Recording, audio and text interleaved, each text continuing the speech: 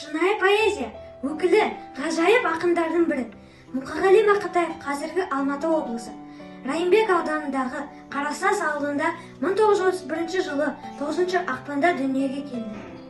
Мұқағали Мақатаев: үш бақытым, ең бірінші бақытым халқым менің, суған берем ойымның алтын кенін, ол бар болса мен бармын, қор болмаймын, қымбаттыра қалпымнан нарқым менің. Ал екінші бақытым тілім менің, тас жүректі тіліммен тілім дедім. Кей-кейде дүниеден түңілсем де, қасиетті тілімнен түңілмедім.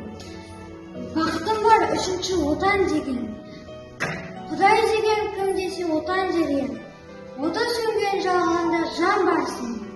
Ойланбай-ақ кел дағы от алыныр. Түтет өз өрбі көгере бер. Немерелер көбейсін шөберелер. Жадында ұста, жақсылық күтпегейсің. От емес оқ сұрасан меннен егер. Үш бірдей бақытым бар алақанда. Мені мұндай бақытты жаратар ма? Үш күн нұрын төгеді аспанына. Атырау, Алтай, Арқа, Алатауға.